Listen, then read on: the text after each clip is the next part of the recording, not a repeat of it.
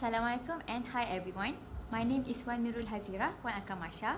I'm a Senior Dietitian of Oriental Malacca Street Medical Center. So today, I would like to share with you all regarding how to eat well to be well. We will have a question at the end of our presentation. You are so welcome to ask me a question and drop the comment below, okay? So, do you have any hesitations or something that you are actually think whether you want to eat healthy food or unhealthy food, a yummy dessert just lele, or something that is healthy that your mother cooked? I do have. Okay, or you just do not know because you do not have mood or you do not have any awareness. Okay, let me tell you what exactly happened in Malaysia. True statistic. Okay, obesity in Southeast Asia. According to the World Health Organization 2011, Malaysia is a champion in obesity among all Southeast Asians, okay? Which is 44.2%. Nearly half of Malaysian is obesity. We are talking about obesity, which is BMI more than 30.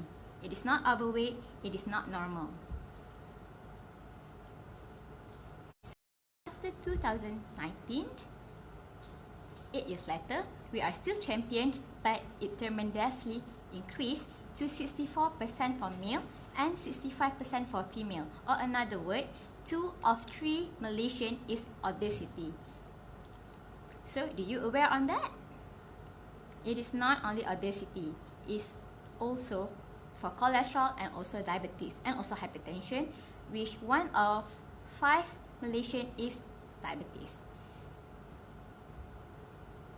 It is not only because of the food that we take, but also it's because of the complications of obesity itself.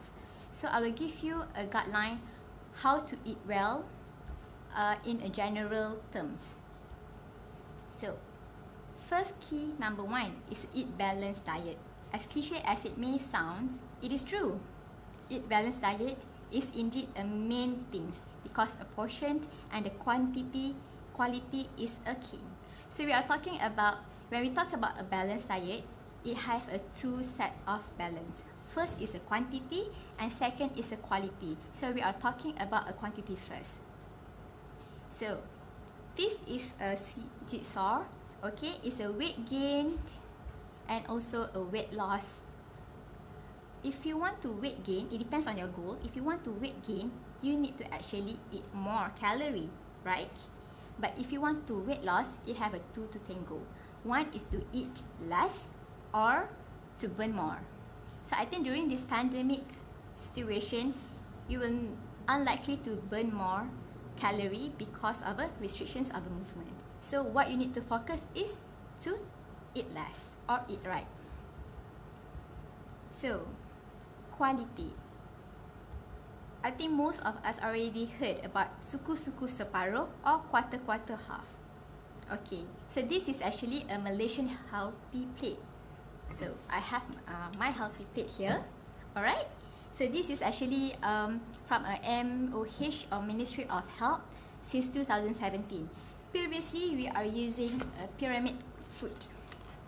Okay, which is pyramid food, but it's actually quite difficult or confusing for a patient to understand or for a public to understand. So we came up with this My Healthy Plate. Alright, so what is a Suku-Suku Separuh? Okay, half of the plate is from your fruits and also vegetables. Quarter is a multigrain cereal or complex carbohydrate. And quarter is a protein, which is better to get a lean protein. Okay, so it's a Suku-Suku Separuh. But your plate and my plate is different, right? So what is the portion exactly about? So you can actually use your hand. Just use your hand. Just use your fist of your hand. So if I want to lose my weight, I will use my current hand size of fist. So this is the size of the fist for the carbohydrate. Alright. Okay. So if you are more likely chubby than me, it depends on your current hand or fist. So if you lose your weight, then it depends on your current weight. Okay, get it? So once you know already your rice or your complex carbohydrate, all of it you already know already. So multigrain or cereal or a carbohydrate is one size of your feast. A protein is the size of your feast or the size of your palm. Okay, the thickness also is the same. Alright? And how about fruits and vegetables? It's a two size of your feast, or Malay we call this one satu cukup. Alright. Okay. So this is actually a quarter half.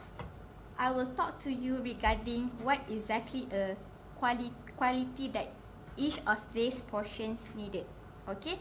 But because right now is a Ramadan, so I will talk a little bit about Ramadan, quarter half for a Ramadan. So this is actually during Ramadan sahur. We have a little bit of modification, which is extra protein. You can have 1 or half of a serving of the protein. So it means that one serving is the size of your fist or a size of your palm. So half is the extra half or another size of your palm for a protein. And for a complex carbohydrate, you need to actually shift to the high fiber, which is the whole grain or a oat. Same portion but a different quality. Okay, and for a vegetable, it's better for you to consume high water contents of the fruits and also vegetables. Okay, because to avoid dehydration. Okay, key number 2. So this is actually key number 2. Can you see it? Alright. It's actually more elaborations on Suku-Suku Separuh or quarter half. So you need to avoid high fat cholesterol, salt and simple sugar. Alright.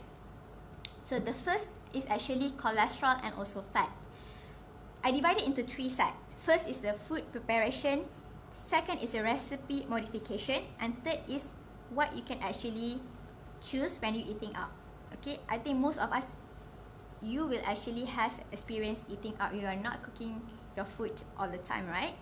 Okay, so the first is the food preparation. For a cholesterol and also fat, you need to choose healthy cooking method, which is steam, boil, grill, bake, or you can use a non-stick pan or an air fryer. Okay, and the second one is the recipe modification, low fat milk usage. Instead of santan, you use a low fat milk usage. And second, you use a soft margarine without a trans fat, compared to you use a plantain or any trans fat of a margarine. Okay, the soft margarine is actually the one that you can actually, when you go to the supermarket, you go to the section which is a cold section. Okay, it is not together with a oil or like a plantain that usually you actually cook or cookies using a plantain. You can use a butter or a soft margarine. Okay, and the third one is the eating out. Okay, instead of you consume like ayam goreng or mee curry, try to focus on the clear vegetable soup or a soupy base. Okay, instead of tom yum santan, it's a clear tom yum. Okay, instead of nasi goreng paprik, nasi putih and lauk paprik. It's like that. Okay, so you can actually modify a bit in terms of the types of the qualities of your protein and also carbohydrate. Alright. Second is the sodium or salt. Okay, you want to reduce your weight. Why you need to actually reduce the salt? Because when you consume salt or sodium, it can actually make your body water retain more water, or in Malay we call it gemuk air. Gemuk air is why? Because you consume high salt diet. Alright, so it's also divided by 3: food preparation, recipe modification, and also eating out. So the food preparation, first, you need to gradually reduce your salt 1 teaspoon per day. Only 1 teaspoon per day. And second is, you can actually see a level of a low salt level or low salt sodium. Okay, usually many people do not understand what is a low salt or low sodium. Okay, maybe it is not been labeled. What you can do is actually you need to avoid all those processed food or a can or a packaging.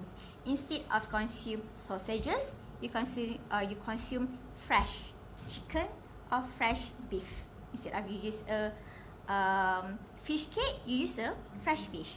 Okay. And the second one is a recipe modification. Try to use a natural enhancer like herbs, more onions, more spices, instead of use the enhancer, commercial enhancer. For example, MSG, cukup rasa, pasti sedap. That one is actually a commercial one that already added extra salt. Okay. So, and then second one is you use the fresh resources compared to the processed food.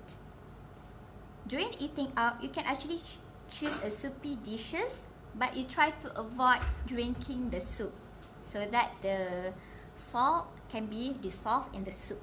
Okay, do not add asam boy or sauces or gravy at your fruits. Okay, you try to consume fresh fruits.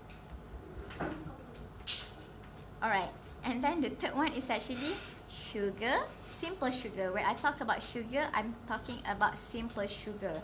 Okay, sugar have a lot of name, dextrose, multi-dextrose. There's a lot of actually sugar names of it. So you need to actually know what kinds of the sugar inside. So I have 3 tips when you want to limit sugar. The first one is don't drink your calorie. Okay, don't drink your calorie. Okay, the main tips one. Try to consume plain water or fruit juice without sugar. Okay, careful at the non-sugary drink label, because sometimes when you go to the supermarket, they stated no sugar, no added sugar. So there's a difference actually. No sugar, no added sugar. No added sugar means that it's already have a sugar content inside, but it actually not added with the extra sugar.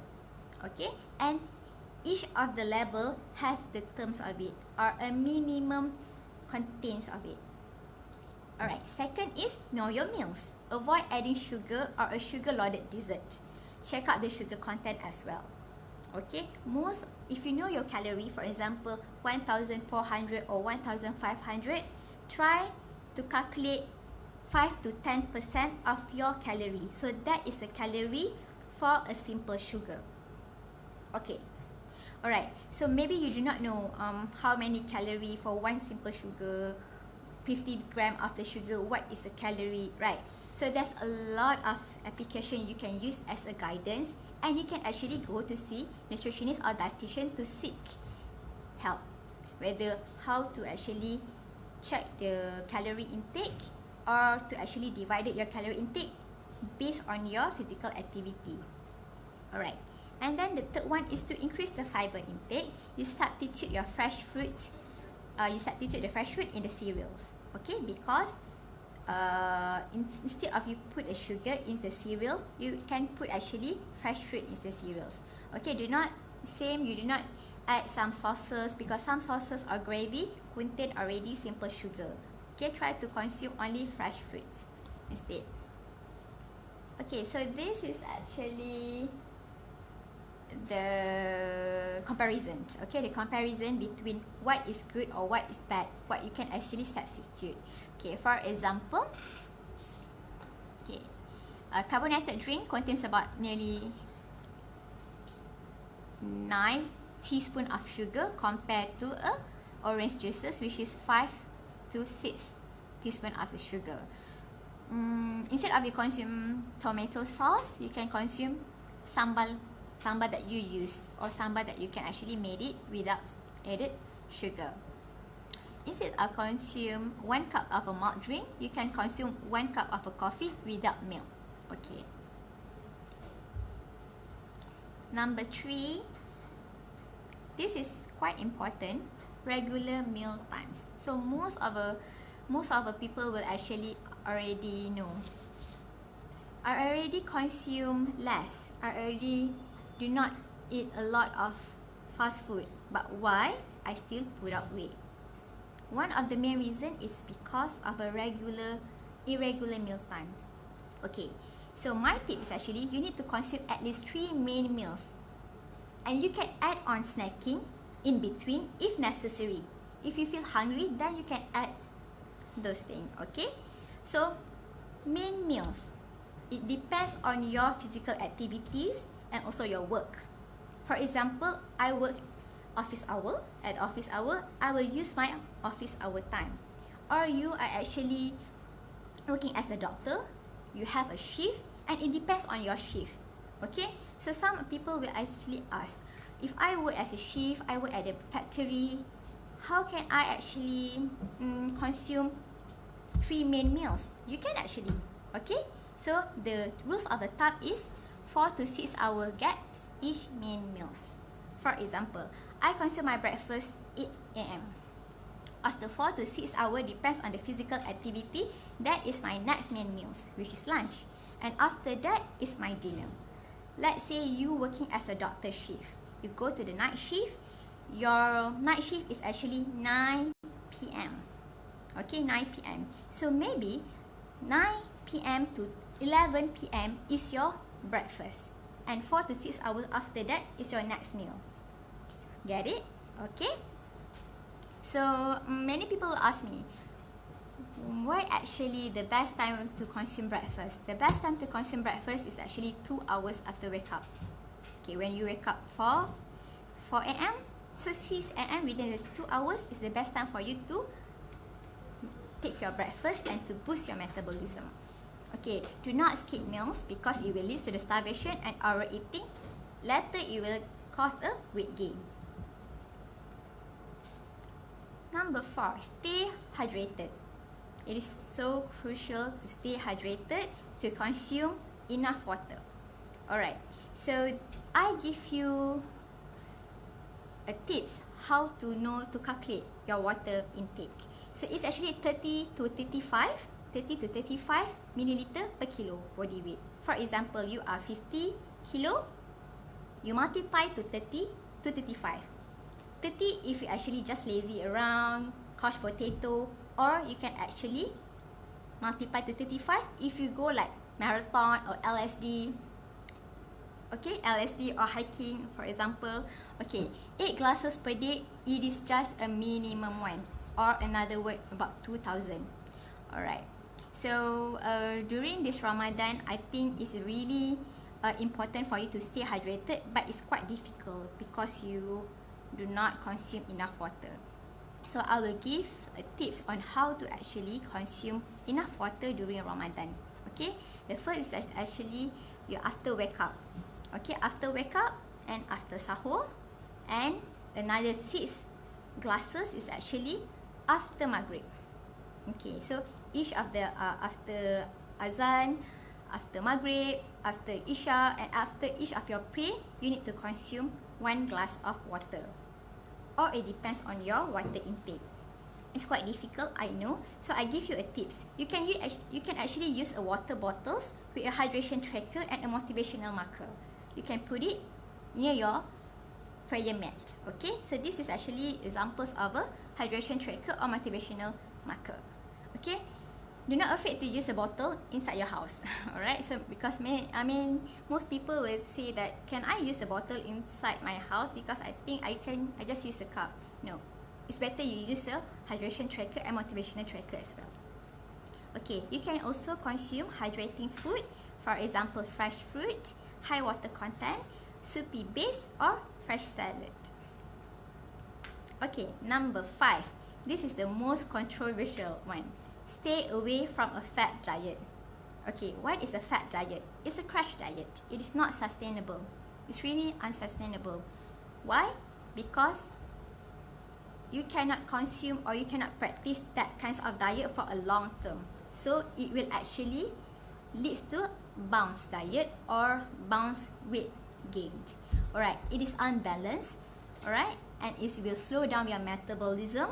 So the fat burning mechanism will be slowing down, and it is one size fits all, which is not personalized at all. It is dangerous because it's unbalanced. When you consume unbalanced diet, you will have a nutrient deficiency and can lead to a dangerous health issue. Okay, such as anemia, deficiency, scurvy, and etc. Alright, so I think that's all. Is a general one. You can actually ask me a question and I will try to answer. Alright, hi Siwan, hi. Okay, so from Nurul, us, brown sugar membantu ke untuk diet? Apa beza brown sugar dengan sugar biasa? Okay, brown sugar or sugar biasa, they have two kinds of brown sugar actually. Okay, one is a truly brown sugar because it's actually do not undergo a process, so it have contain high fiber. And second one, the sugar, it is molasses. Molasses means that it already processed to become a white sugar and it added with the molasses, so it is not good actually. Okay, so you need to understand what is actually sugar, brown sugar is, because certain brown sugar, it is not healthy at all. Certain is healthy because it contain high fiber, so it depends on what kinds of the brown sugar. And then from Sing Sing, can vegetarian food be healthy? What about brown sugar? So the brown sugar question already answered. Can vegetarian food be healthy? Okay, the terms of the healthy one. Okay, for a vegetarian food, vegetarian have three types of the vegetarian. First is a vegan, so there's no animal base of food. So usually vegan is because of their religions purposes. And second one is a lacto-ovo vegetarian. What it is? Lacto means you can drink milk and you can add egg. And another one is a ovo vegetarian. So if you ask me, can vegetarian food be healthy? Yes, it can be healthy, but it might have a little bit side effect. You need to consume extra supplement to supplement your diet, because most of the vegetarian will actually have a deficiency in terms of the vitamin B12 or iron. Okay, from Nur Amin again, what helps with poor appetite? What helps with the poor appetite? So most of our hospital patient have a poor appetite, so usually we will actually prescribe some ONS or oral nutrition support that is actually validated already in terms of the clinical study. So we will actually give them as to increase the appetite. Sometimes for outpatient patient, we ask what kinds of food that they like, and we can actually modify what kinds of the food that they like to make it more healthy and balanced based on Suku-Suku Separuh. Alright, hi Karina. Thank you, Fat. Thank you, Kak Nani.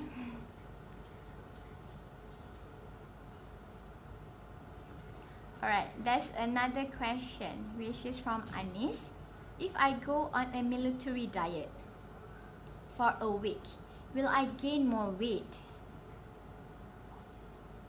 after? Okay, if I go on a military diet. Okay, military diet actually have a lot of what we call it, in Malay we call it mazhab, okay, or opinions. Military diet, certain military diet is a very restrictive diet, means that everything is low fat, low salt, low diet, low cholesterol, low veggie, everything is low. Okay, it's a really military diet. It depends on your goal actually, and depends on your goal, and also depends on your condition. If you are actually ill, or you have a diabetic condition, or you actually very thin or underweight, military diet is not good for you. Okay, military diet is one of a fat diet. It is not unsustainable, so it is not good for a long term. If you want a short term one, you need to actually undergo supervision and monitoring for a medical professional. Okay, so Karina asks, apa beza beras basmati and also brown rice? Which is healthier? Oh, which is healthier? Okay, brown rice is actually because of the fiber and also GI, low GI, while a basmati is little bit of a fiber but is low GI. So if you ask me, I would prefer brown rice better than basmati. But many people who do not like to consume brown rice, right? So they prefer to have a basmati. It depends on your preference. Because I have certain patients, when they consume brown rice, they consume 2 sides of their serving. So it defeats the purpose. It depends on your purpose, it depends on your cause, it depends on your individuality as well. Alright, I have another question.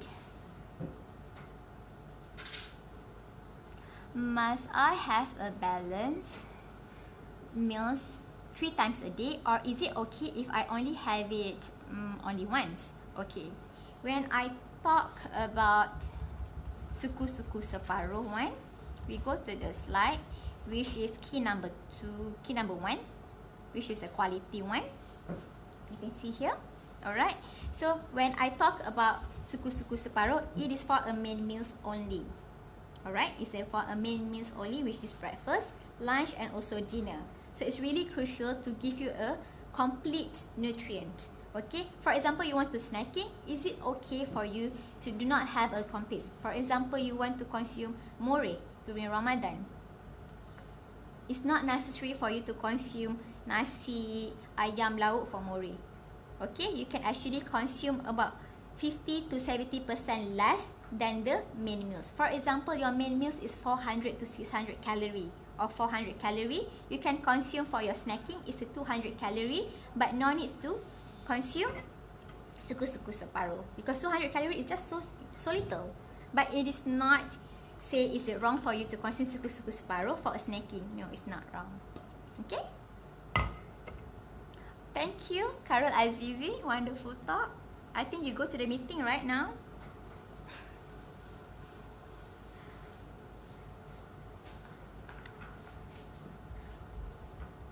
Okay, I think that's already the end of the session. If you have any question that you want to ask, please, you're so welcome to put at the comment. I will try my best to answer after the end of the session. Okay, I think that's all. Okay. I think it's not too late for me to wish everyone a blessed Ramadan and Shawwal for Muslim, and stay home, stay safe for everyone. I think that's all. Thank you.